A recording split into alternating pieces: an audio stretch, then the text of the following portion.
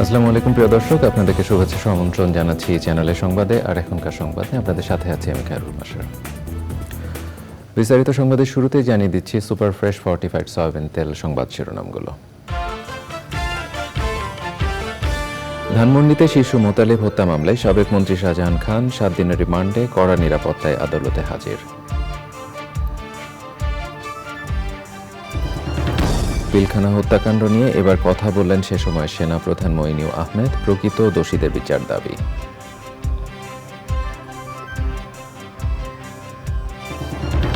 জনগণ চাইলে নতুন রাজনৈতিক দল গঠন করবে বৈষম্য বিরোধী ছাত্র আন্দোলন, জনচাহিদা অনুযায়ী সংবিধান সংশোধনের উদ্যোগ। মোহাম্মদপুর সাদেক খান কৃষি মার্কেটে চাঁদা নেয়ার পুরনো সংস্কৃতি বহাল, অতিরিক্ত ভাড়ার নামে চাঁদাবাজি নির্যাতন।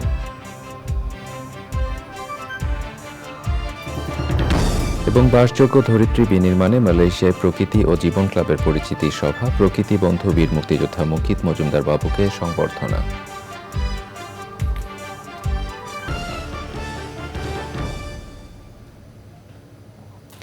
এছাড়াও নিটোল টাটা বিশেষ সংবাদে দেখবেন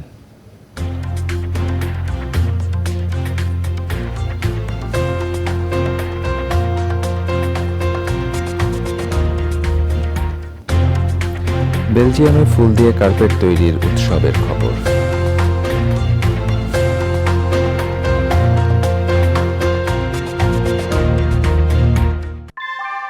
আমরা তৈরি করি বিশ্বমানের জার্মান প্রযুক্তির ভূমিকম্প সহনশীল থার্মিক্স রড, যা আপনার স্থাপনাকে নিরাপদ রাখে প্রজন্ম থেকে প্রজন্ম। সালাম স্টিল, মোস্ট ডিউরেবল স্টিল। প্রিয় দর্শক, এতক্ষণ সংবাদ শিরোনামগুলো জানাচ্ছিলাম। এখনকার সংবাদ আয়োজন একই সঙ্গে চ্যানেল আইয়ের ইউটিউব চ্যানেল এবং চ্যানেল আইয়ের ওটিটি প্ল্যাটফর্ম আইস্ক্রিনে লাইভ স্ট্রিমিং হচ্ছে। এবারে নিয়ে যাচ্ছি বিস্তারিত আয়োজনে। রাজধানীর ধানমন্ডি থানার হত্যা মামলায় জিজ্ঞাসাবাদের জন্য 7 দিনের রিমান্ডে নেওয়া হয়েছে সাবেক মন্ত্রী শাহজাহান খানকে। বিকেলে তাকে কড়া নিরাপত্তায় ঢাকার সিএমএম আদালতে হাজির করলে রিমান্ড মঞ্জুর করেন আদালত। এনামুল কবির রূপমের রিপোর্ট। রাজধানীর ধানমন্ডি আওয়ামী লীগ সভানেত্রীর কার্যালয়ের কাছে জিগাতলায় শিশু মোতালিব হত্যা মামলায় এজাহারভুক্ত আসামি সাবেক মন্ত্রী আওয়ামী লীগ নেতা শাহজাহান খান। ধানমন্ডির বাসা থেকে আটকের পর তাকে ওই মামলায় গ্রেপ্তার দেখিয়ে আদালতে হাজির করে 10 দিনের রিমান্ডে চায় পুলিশ। 14 দলের যে বৈঠক হয়েছিল, ছাত্র জনতা কোটা সংস্কার আন্দোলনকে প্রতিহত যে ঘোষণা দিয়েছিল, এই শাহজাহান খান একজন অন্যতম এই মামলার 23 নং জাহান্নামী আসামি। এই আসামির বিরুদ্ধে আজকের ঘটনায় সুস্পষ্ট অভিযোগ। সেখানে শটগান ব্যবহার হয়েছে, বেআইনি অস্ত্র ব্যবহার হয়েছে, গুলি ব্যবহৃত হয়েছে, ব্যাপক পরিমাণ টিয়ার শেলের ব্যবহার হয়েছে। কোটা বিরোধী আন্দোলন যে চলছিল, শান্তিপূর্ণ আন্দোলন, সেখানে তিনি আজকে 14 দলের সাথে একসাথে একাত্মতা প্রকাশ করে পূর্বের তার যে কালো অধ্যায়, বিভিন্নভাবে যে এই বাংলাদেশে বিভিন্ন অপতৎপরা সৃষ্টির যে কৌশল, সেটি উনি বিগত 4/8/2024 তারিখে ছাত্র জনতার উপর প্রয়োগ করার কারণেই এই আব্দুল মোতালিব কিন্তু ঘটনাস্থলে গুলিবিদ্ধ হয়ে মৃত্যুবরণ করেন। অসুস্থতার কারণে রিমান্ড নামঞ্জুর করে শাহজাহান খানকে জামিনে মুক্তি চান তার আইনজীবীরা। উনার হার্ট এভাবে ম্যাসিক হয়েছে যে উনি যে কোনো সময় দুর্ঘটনা ঘটতে পারে। এই জন্য আমরা চাচ্ছিলাম উনার রিমান্ড বাড়ির পূর্বক উনাকে যেন স্বাস্থ্য বড় যে কোনো হসপিটালে চিকিৎসাধীন রাখা হয়। রিমান্ডের সময় উনার যে কোনো সময় একটা অঘটন ঘটতে পারে, কারণ উনাকে গত 19 তারিখে হার্ট অ্যাটাক করে উনাকে অসুস্থ অবস্থা বাসা থেকে নিয়ে আসছেন। এটার পক্ষে সমর্থনে আমরা মেডিকেল সার্টিফিকেট সেখানে দিয়েছি। শাহজাহান খানকে আদালতে আনার সময় ঢাকার সিএমএম আদালতে নেওয়া হয় সেনাবাহিনী ও পুলিশের কড়া নিরাপত্তা ব্যবস্থা। Enamul Kabir Rupam, channel I, Dhaka. পিলখানা হত্যাকাণ্ড নিয়ে কথা বললেন সে সময়ের সেনাপ্রধান জেনারেল মঈনুল আহমেদ। অনলাইন ভিডিওতে তিনি বলেছেন, পিলখানায় সে সময়ের বিডিআর সদর দপ্তরের সেনা কর্মকর্তাদের উপর হামলার খবর পেয়ে ব্যবস্থা নিতে সেনাবাহিনীকে নির্দেশ দিয়েছিলেন তিনি। ঘটনার শুরুর দিকে র্যাবের একটি টিম পিলখানা এলাকায় পৌঁছলেও প্রবেশের অনুমতি না দেয়ায় সমালোচনা করেছেন তিনি। ওই নৃশংস ঘটনায় প্রকৃত দোষীদের বিচার দাবি করেছেন সাবেক সেনাপ্রধান। নাজিব বেগের রিপোর্ট। 2009 সালের 25 ও 26 ফেব্রুয়ারি পিলখানার ট্র্যাজেডিতে সে সময়ের বিডিআর মহাপরিচালক মেজর জেনারেল শাকিল আহমেদ সহ ৫৭ সেনা কর্মকর্তা মিলিয়ে মোট ৭৪ জন প্রাণ হারান। শেখ হাসিনা সরকারের পতনের পর নতুন করে আলোচনায় এসেছে বর্বরোচিত হত্যাকাণ্ডের বিচারের বিষয়টি। এবার সেই হত্যাযজ্ঞ নিয়ে নিজের অবস্থান তুলে ধরলেন সে সময়ের সেনাপ্রধান মইনু আহমেদ। জানান, বিপদ আঁচ করতে পেরেই ৪৬ স্বতন্ত্র ব্রিগেডকে প্রস্তুতি নিতে বলেন তিনি, কিন্তু বিদ্রোহ প্রতিরোধে আওয়ামী লীগ সরকারের কিছু সিদ্ধান্তের সমালোচনা করেন তিনি। ৯:৪৭ ডিজি বিডিআরকে ফোনে পাওয়া গেল। আমি ওনাকে জিজ্ঞেস করলাম কি হয়েছে। তিনি এক ভয়াবহ পরিস্থিতির সংক্ষিপ্ত বিবরণ আমাকে বলেন। ক্যাপ্টেন শফিকের নেতৃত্বে ৩৫০ জন র্যাবের সদস্য নিয়ে তিনি পিলখানা এলাকায় পৌঁছে যান। তার ঊর্ধ্বতন কর্মকর্তা থেকে অনুমতি চান পিলখানায় প্রবেশ করার জন্য, যেটা তিনি পাননি। তাকে যদি পারমিশন দেওয়া হতো ভিতরে প্রবেশ করার জন্য, বিদ্রোহী তখনও সংগঠিত হয়নি এবং কোনো ক্ষয়ক্ষতিও করতে পারেনি। তিনি ইজিলি তাদেরকে কন্টেইন করতে পারতেন এবং কিছুক্ষণ পরেই আমরা এসে তার সাথে মিলিত হয়ে বিদ্রোহীকে কন্টেইন করে তাদেরকে দমন করা আমাদের পক্ষে অতি সহজ হয়ে পড়ল। বিদ্রোহী বিডিআর সদস্যদের সাথে আলোচনায় বসার আগে সাবেক প্রধানমন্ত্রী শেখ হাসিনা কথা বলেন ৩ বাহিনী প্রধানের সাথে। আমি প্রাক্তন প্রধানমন্ত্রীকে বলি, অপারেশন রেস্টোর অর্ডার পরিচালনার শুরুতেই আমাদের একজন সৈনিককে নিহত হতে হয়েছে এবং একজন গুরুতর আহত হয়েছে। এইমাত্র খবর পেলাম বিদ্রোহীরা অনেক অফিসারকে হত্যা করেছে। আমি আরও বলি, বিদ্রোহীদের কোনো শর্ত মানা যাবে না, আর আপনি তাদেরকে বলবেন অফিসার হত্যা এই মুহূর্তে বন্ধ করতে হবে। নির্মম ওই হত্যাকাণ্ডের প্রকৃত বিচার দাবি করেন তিনি। যারা এখনো দোষী চিহ্নিত হয়নি এবং এর সাথে জড়িত ছিল, তাদেরকে আইনের আওতায় এনে সঠিক বিচার করা হোক। পিলখানার ঘটনায় আলাদা তদন্ত আদালত করলেও সে সময় সরকারের সহায়তা পাননি বলে উল্লেখ করেন সাবেক এই সেনাপ্রধান। নাজিব বেগ, চ্যানেল আই, ঢাকা। জনগণ চাইলে নতুন রাজনৈতিক দল গঠন করতে চায় বৈষম্য বিরোধী ছাত্র আন্দোলন, তবে সে বিষয়ে এখনই ভাবছেন না তারা। চ্যানেল আইকে বিশেষ সাক্ষাৎকারে যুব, ক্রীড়া এবং শ্রম ও কর্মসংস্থান উপদেষ্টা আসিফ মাহমুদ সজীব ভুঁইয়া বলেছেন, জনগণের চাহিদা অনুযায়ী সংবিধান সংশোধন করার উদ্যোগ নেওয়া হবে। বিস্তারিত জানাচ্ছেন রফিকুল বাশার। ছাত্র জনতার আন্দোলনের মাধ্যমে সরকার পরিবর্তনের পর অন্তর্বর্তী সরকারের উপদেষ্টা হয়েছেন আসিফ মাহমুদ সজীব ভুঁইয়া। ছাত্র আন্দোলনে তিনি ছিলেন সম্মুখ সারিতে, নেতৃত্ব দিয়েছেন শিক্ষার্থীদের সংগঠিত করতে। শপথ নেওয়ার পর থেকেই ব্যস্ত সময় পার করছেন তিনি। পালন করছেন যুব ও ক্রীড়া এবং শ্রম ও কর্মসংস্থান এই 2 মন্ত্রণালয়ের দায়িত্ব। চ্যানেল আইকে দেওয়া একান্ত সাক্ষাৎকারে দেশ গঠন, সংবিধান সংশোধন সহ বিভিন্ন বিষয়ে কথা বলেছেন তিনি। যে ধরনের সংবিধান মানুষ চায়, দীর্ঘদিন ধরে মানুষ চেয়ে আসছে এবং ৭২ সংবিধানকে কাটাছেঁড়া করে যে অবস্থা করা হয়েছে এবং ৭২ সংবিধান নিয়েও অনেক প্রশ্ন আছে, সেটি একটি নির্দিষ্ট ধারার চিন্তাকেই কন্টেইন করে এরকম অনেক বক্তব্য মানুষের মধ্যে আছে। তো সংবিধানের বিষয়টা এটা একটা জাতীয় জনমতের ভিত্তিতেই সংবিধানের পরিবর্তনটা আসবে, এমন না যে আমরা যারা দায়িত্বে আছি তাদের চিন্তার ভিত্তিতে হবে। জনমতটা আপনারা কিভাবে নেবেন? জনমত তো আমরা যতটুকু দেখছি ইতিমধ্যেই আছে। এই আন্দোলনের সময়ই জনমত তৈরি হচ্ছিল এবং এই সরকার গঠনের পরে বিভিন্ন সভা সেমিনারের প্রতি মানুষের রিয়াকশন এবং মানুষের সোশ্যাল মিডিয়া কিংবা পত্রপত্রিকায়, টিভিতে আমরা দেখছি যে কি ধরনের বাংলাদেশ মানুষ চায়। জনমত তৈরি হয়ে আছে। এখন হয়তো প্রসেসটা নিয়ে প্রশ্ন হতে পারে, প্রসেসটা আমরা ডিসকভার করতে পারি। রাজনৈতিক দলগুলোর সাথে সংলাপ হবে, সকল স্টেক হোল্ডারের সাথে সংলাপের ভিত্তিতেই একটা নতুন বাংলাদেশের একটা নতুন সংবিধানের দিকে হয়তো আমরা যাব। দেশের মানুষ চাইলে রাজনৈতিক দল গঠন করার কথা ভেবে দেখবে বৈষম্য বৃদ্ধি ছাত্র আন্দোলন। আমরা তো অলরেডি পলিটিক্সেই আছি, যেহেতু সরকারে আছে। মানুষ এটা দল গঠনের ব্যাপারটা হচ্ছে যদি বাংলাদেশের মানুষ চায়, মানুষের মধ্যে সেই আকাঙ্ক্ষাটা থাকে, সেই জায়গায় আমরা সেটা বিবেচনা করবো। এই বিষয়ে এখনো কোনো সিদ্ধান্ত হয়নি। বৈষম্য বিরোধী ছাত্র আন্দোলনের যারা আছেন সবাই এখনো রাজপথে কাজ করে যাচ্ছেন, তারাও মানুষের জনমতটা বোঝার চেষ্টা করছেন এবং দেশ পুনর্গঠনে কিভাবে দেশের মানুষ দেশটা পুনর্গঠন করতে চায় সেই মতামতগুলো তারা একসাথে করছেন এবং দেশের মানুষের যদি প্রয়োজনীয়তা থাকে যে তরুণদের কোনো রাজনৈতিক দল কিংবা রাজনৈতিক বন্দোবস্ত হওয়া প্রয়োজন, তাহলে আমরা ভেবে দেখব। তরুণদের কর্মস্পৃহা কাজে লাগাতে পারলে সুন্দর বাংলাদেশ গঠন করা সম্ভব হবে বলে আশা উপদেষ্টার।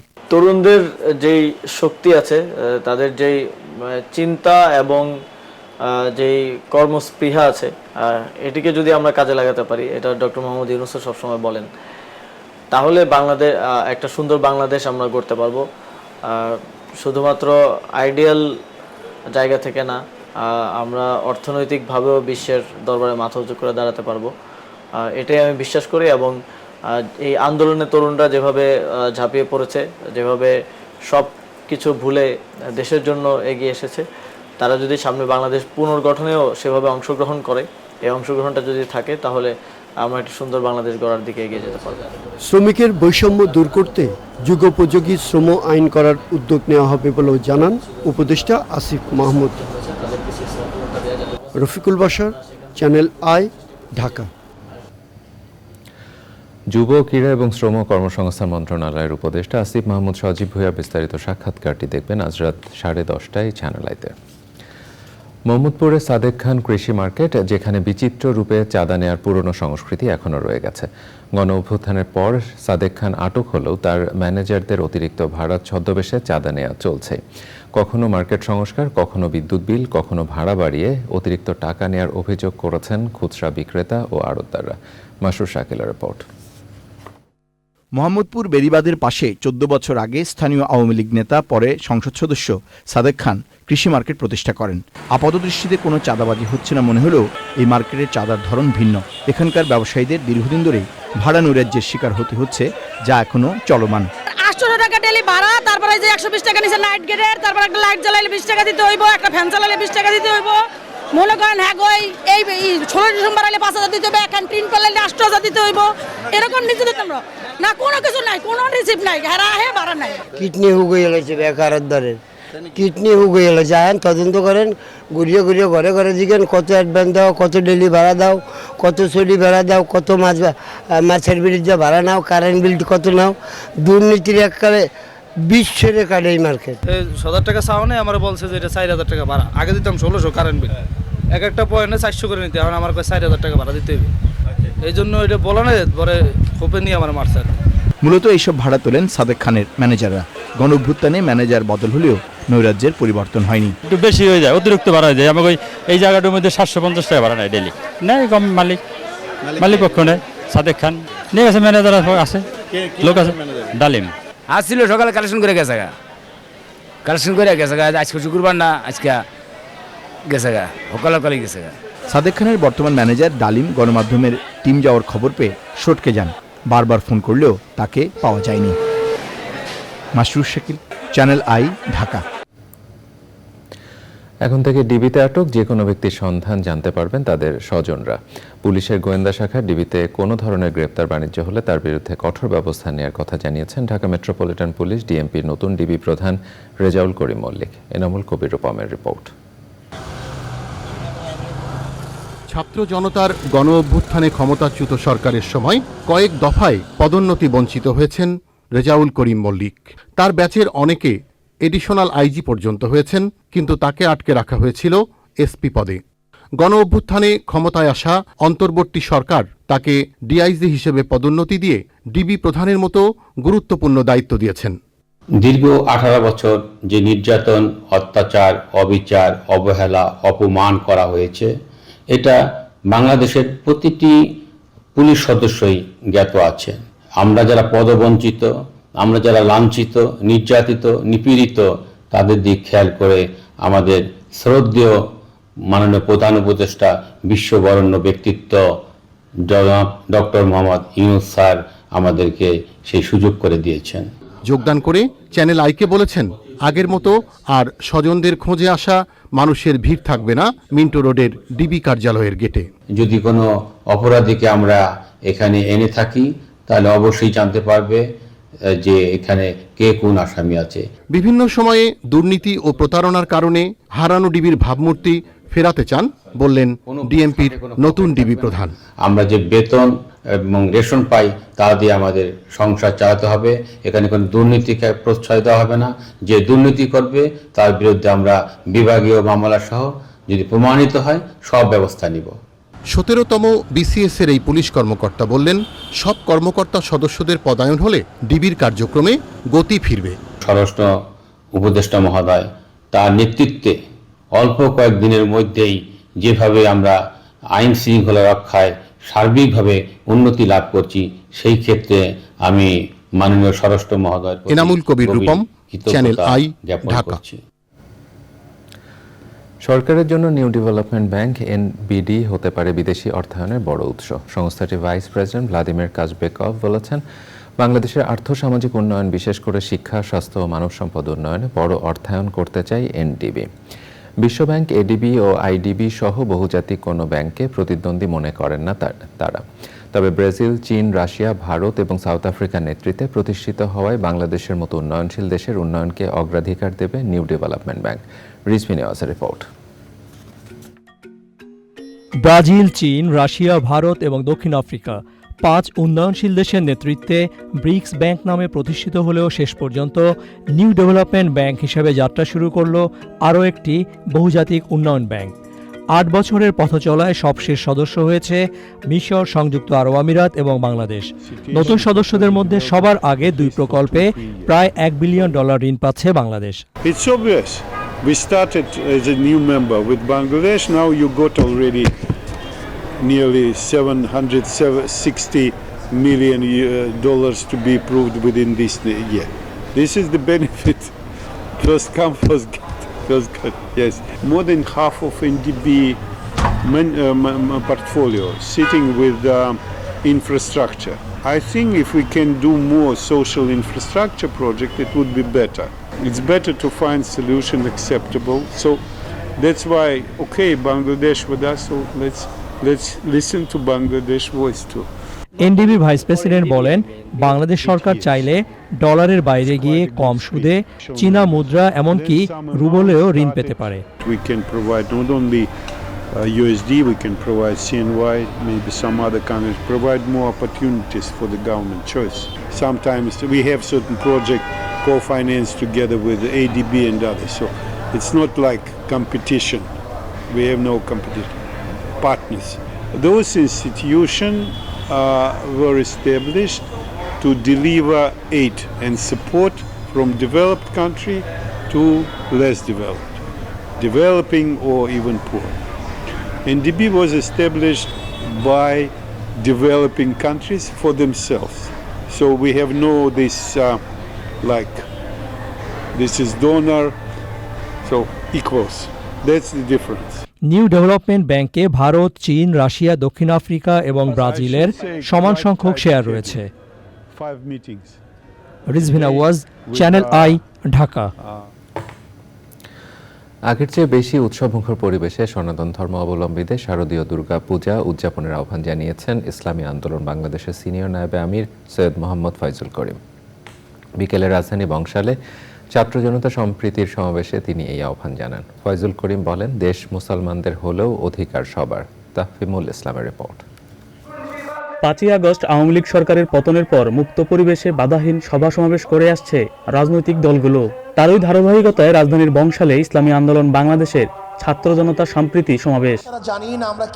সমাবেশে প্রধান অতিথির বক্তব্যে সিনিয়র নায়েবে আমির সৈয়দ মোহাম্মদ ফয়জুল করিম সনাতন ধর্মাবলম্বীদের উদ্দেশ্যে বলেন, আগের চেয়েও বড় করে দুর্গাপূজা পালন করুন, ছায়ার মতো পাশে থাকবে মুসলমানরা।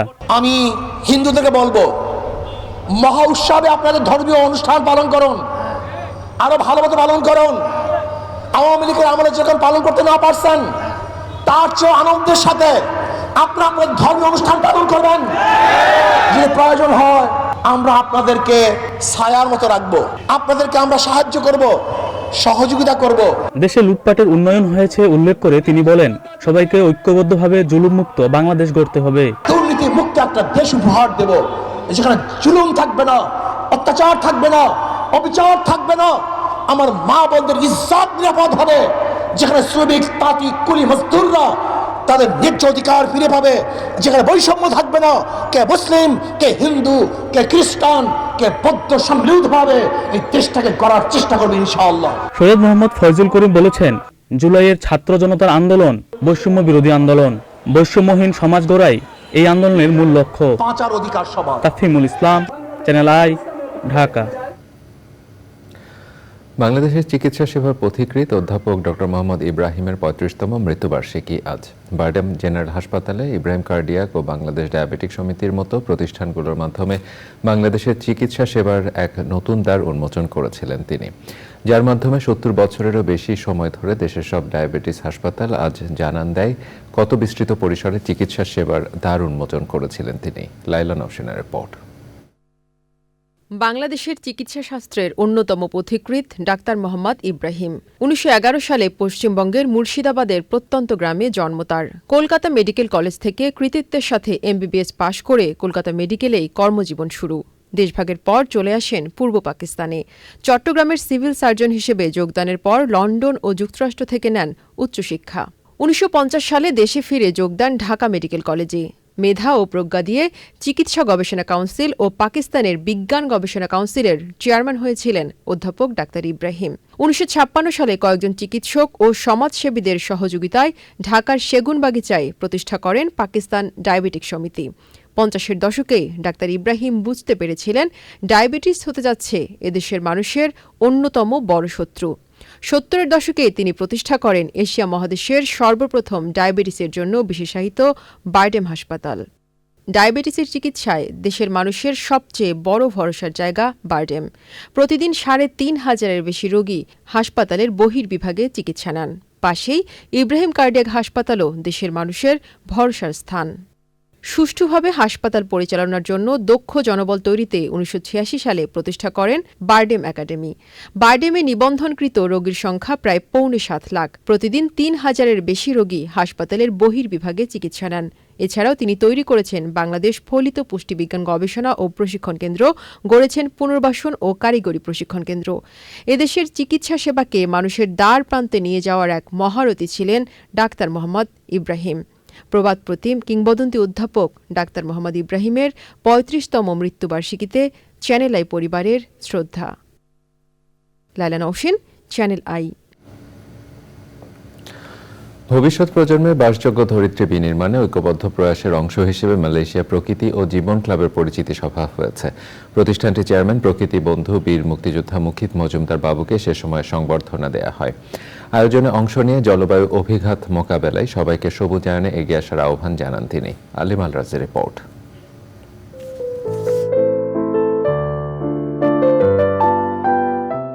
প্রকৃতি রক্ষার দায়বদ্ধতা থেকে জলবায়ু অভিঘাত মোকাবেলা ও প্রাণ প্রকৃতি রক্ষায় যুগেরও অধিক সময় কাজ করছে প্রকৃতি ও জীবন ফাউন্ডেশন।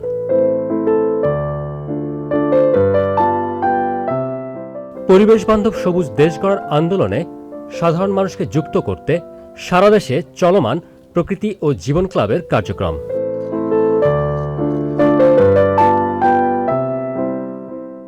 প্রাণ প্রকৃতি রক্ষার অভিযাত্রা বিশ্বব্যাপী ছড়িয়ে দিতে সংযুক্ত আরব আমিরাতের পর চলতি বছর মালয়েশিয়া যাত্রা শুরু করে প্রকৃতি ও জীবন ক্লাব। এরই ধারাবাহিকতায় পরিচিতি সভা ও সংবর্ধনা অনুষ্ঠান। সম্মাননা জানানো হয় দেশের প্রকৃতি পুরুষ ও প্রকৃতি ও জীবন ফাউন্ডেশনের চেয়ারম্যান মুকিত মজুমদার বাবুকে।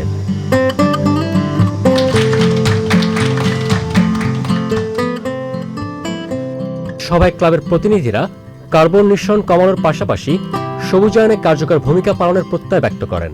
প্রকৃতি যত সুন্দর হবে, সুশীল হবে, তখন আমাদের জীবনযাত্রা ততই সুন্দর হবে, সুষ্ঠু হবে এবং আমাদের প্রোডাক্টিভিটি ততই বাড়বে। স্যার যে ভালো উদ্যোগ নিয়েছেন, আমরা প্রবাসও সেটা অনুভব করি প্রকৃতি জীবনকে নিয়ে। আমরা ভবিষ্যতে স্যারের আদেশ অনুক্রমে আমরা প্রবাসে বাংলাদেশেরও একসাথে ঐক্যবদ্ধ হয়ে স্যারের সঙ্গে কাজ করতে আগ্রহী এবং আমরা কাজ করে যাব।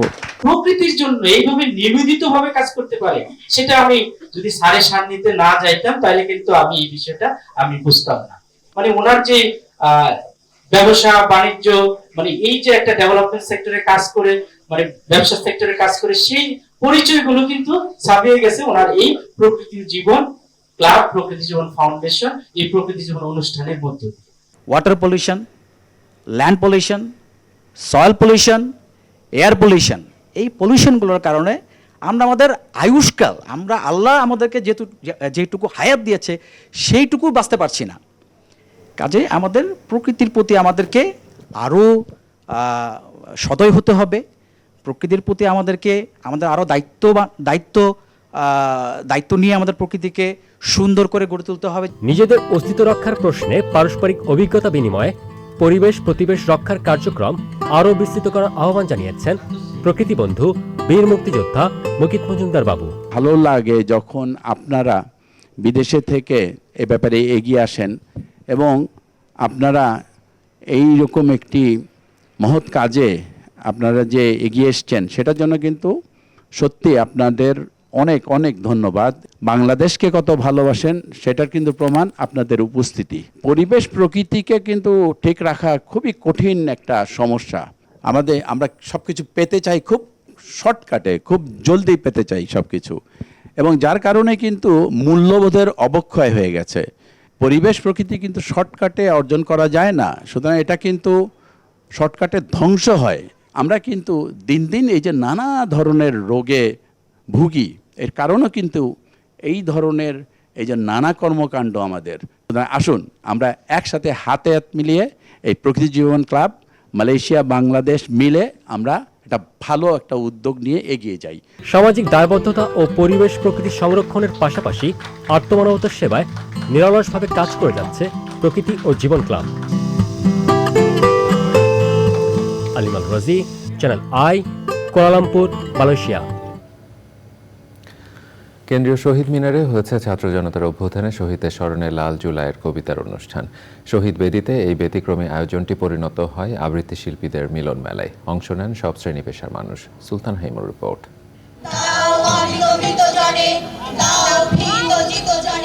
শুক্রবারের বিকেলে শহীদ মিনার চত্বরে কোটা সংস্কার আন্দোলন ঘিরে গণঅভ্যুত্থানে জীবন দেয়া শহীদদের স্মরণ করতেই লাল জুলাইয়ের কবিতার আয়োজন।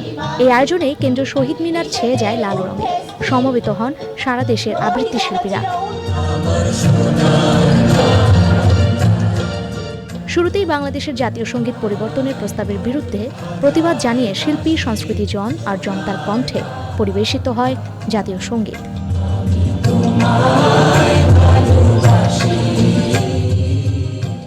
পরে একে একে মঞ্চে কবিতা পাঠ করেন সাধারণ আবৃত্তি শিল্পীরা। হে অনন্ত লোকের তরুণেরা, আমি এবং আমরা জীবিত। Sultana Himu, channel I, Dhaka. প্রিয় দর্শক, সংবাদের এই পর্যায়ে নিচ্ছে একটি বিরতি, আর বিরতির পরে দেখবেন কেনিয়ার একটি স্কুলে আগুনে কমপক্ষে 17 শিক্ষার্থীর মৃত্যু, গুরুতর দগ্ধ কয়েকজন হাসপাতালে ভর্তি।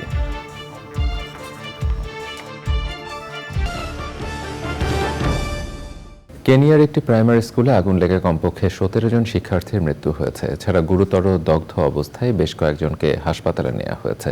তাদের অবস্থাও আশঙ্কাজনক। স্থানীয় সময় বৃহস্পতিবার রাতে কেনিয়ার নাইরি কাউন্টির হেলসাইড এন্দারসা প্রাইমারি স্কুলে এই ঘটনা ঘটে। আগুন লাগার কারণ এখনও জানা যায়নি। এক্ষেত্রে একটি অনুসন্ধানকারী দল কাজ করছে বলে জানিয়েছে দেশটির আইনশৃঙ্খলা বাহিনী। কেনিয়া বোর্ডিং স্কুলে আগুনের ঘটনা এবারই প্রথম নয়। এর আগে 2017 সালে রাজধানী নাইরোবির মই গার্লস হাই স্কুলে আগুনে 10 শিক্ষার্থী মারা যায়। এরও আগে নাইরোবির দক্ষিণ পূর্বে মাচাকোস কাউন্টির একটি স্কুলে অগ্নিকাণ্ডে অন্তত 67 জন শিক্ষার্থী প্রাণ হারায়। এবার আইসক্রিন সাংস্কৃতিক সংবাদ।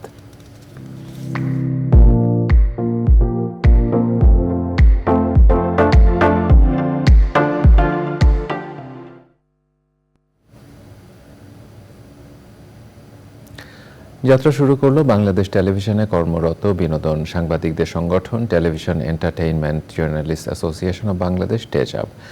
বিনোদন সাংবাদিকদের মানসিক উন্নতি, পেশাগত দক্ষতা বৃদ্ধি, সাংস্কৃতিক বিকাশ এবং কর্মক্ষেত্রে সুন্দর পরিবেশ তৈরি এই সংগঠনের লক্ষ্য। পাশাপাশি সদস্যদের মধ্যে সম্প্রীতি, বন্ধুত্ব, সহমর্মিতা বাড়াতেও কাজ করবে টেজআব। রাজধানীর একটি হোটেলে সংগঠনটির সাধারণ সভায় ও অভিষেক অনুষ্ঠানে কার্যনির্বাহী পদের 11 সদস্যকে পরিচয় করিয়ে দেওয়া হয়। সংগঠনের সভাপতি চ্যানেল 24-এর নাজমুল আলম রানা এবং সাধারণ সম্পাদক হয়েছেন 71 টেলিভিশনের বুলবুল আহমেদ জয়।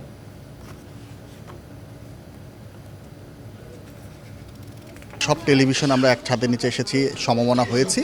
এখন আমাদের মূল লক্ষ্য হচ্ছে সবাই একসাথে কাঁধে কাঁধ মিলিয়ে আমরা কাজ করতে চাই, বিনোদনের জন্য ইতিবাচক কিছু করতে চাই। আমরা যারা অনেক আগে থেকে কাজ করি, নতুন যারা আসছে তাদের জন্য একটা ভালো জায়গায় প্ল্যাটফর্ম করে যেতে চাই, যারা এসে একটা মনে হবে যে হ্যাঁ এটা একটা ভালো জায়গা, ভালোভাবে কাজ করার সুযোগ আছে এখানে, আমরা ভালোভাবে কাজ করছি। এবারে নিটল টাটা বিশেষ সংবাদ।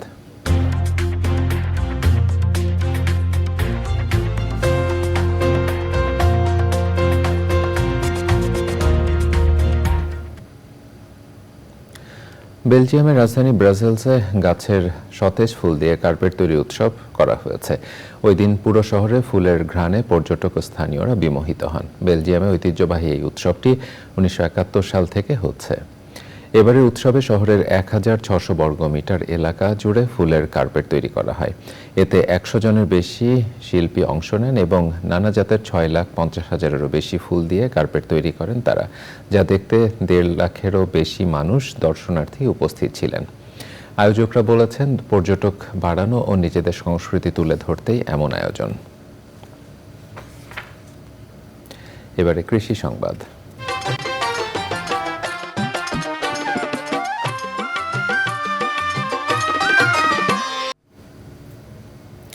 সিরাজগঞ্জের বিভিন্ন উপজেলায় কৃষকের বাড়ির আঙিনায় জনপ্রিয় হয়ে উঠেছে বস্তায় আদা চাষ। কৃষি বিভাগের সার্বিক সহযোগিতায় পতিত স্থানে এই চাষাবাদে ব্যাপক লাভের আশা করছেন স্থানীয় কৃষক।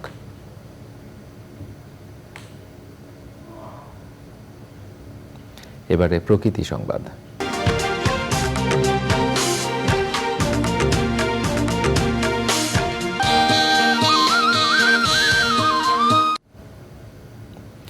যশোরে হাজার হাজার বৃক্ষরোপণ করে দৃষ্টান্ত স্থাপন করেছেন আনোয়ার হোসেন সাগর। প্রায় 1.5 যুগ ধরে নিজ খরচে বিভিন্ন সড়কের দুপাশে গাছ রোপণ করছেন তিনি। জলবায়ু পরিবর্তনে বিরূপ প্রভাব মোকাবেলা ও প্রাকৃতিক ভারসাম্য রক্ষায় এমন দৃষ্টান্ত এলাকাবাসী সহ সবাইকে আরও উদ্বুদ্ধ করবে বলছেন স্থানীয়রা।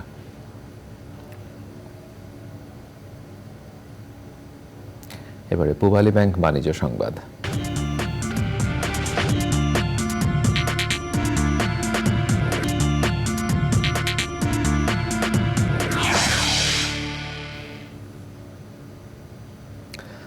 আফ্রিকার সঙ্গে চীনের বাণিজ্য বেড়েই চলেছে। চীনের সাধারণ শুল্ক প্রশাসনের প্রকাশিত তথ্য অনুযায়ী এ সময় আফ্রিকার সঙ্গে চীনের বাণিজ্যের পরিমাণ প্রায় 166.6 বিলিয়ন মার্কিন ডলারে উন্নীত হয়েছে, যা আগের বছরের তুলনায় একই সময়সীমার তুলনায় 5.5% বেশি।